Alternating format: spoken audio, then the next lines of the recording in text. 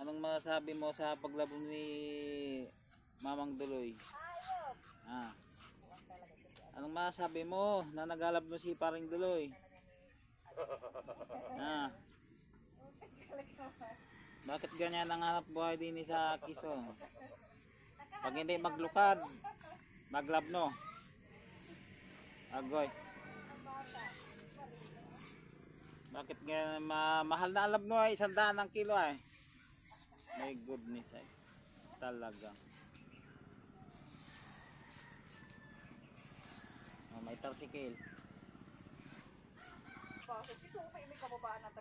Para gusto lang.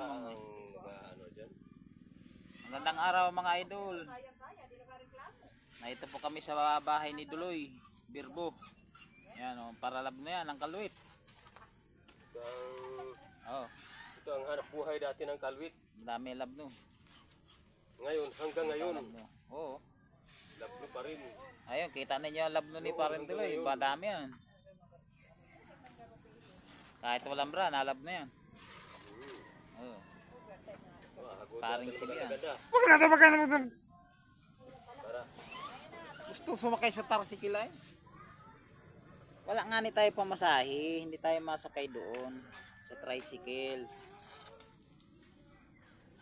Si Jansit lamang palang pasahero doon. Talaga. Jansit lamang pala yun.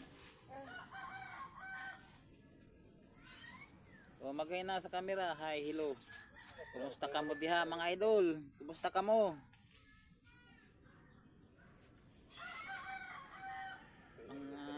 OFW dyan, ingat ka mo sa ibang bansa mga idol.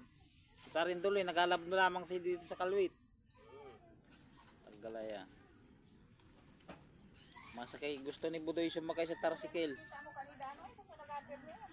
Ay, sa karsada. Kahapon. Sa buhangin.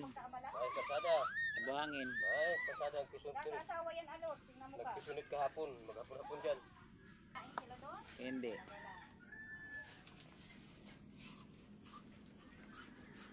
Ah, ito pala si Michelle. Yan. Sige, sundan mo, nakadress yan. Yan, nakadress yan. Naputahi. Putahi. Nasilip niya. Tay. Nakadress yan, jiwa mo yan, buds. Buds, jiwa mo yun. Paglaki mo, jiwa mo. Sigawi. Yung ate may jiwa na din yan.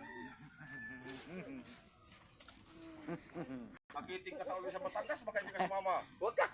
Masama yan. Gabi ng babae lang kayo doon. Oh. Ay, kalaw. Hindi, ganito may dito. Sandaan. Sandaan ako dito. Pagmalik pa, makinto pa. Ay, pa paano yung nakasabi ng bababae? Sandaan pick up namin dito. Galaw ka. O, ano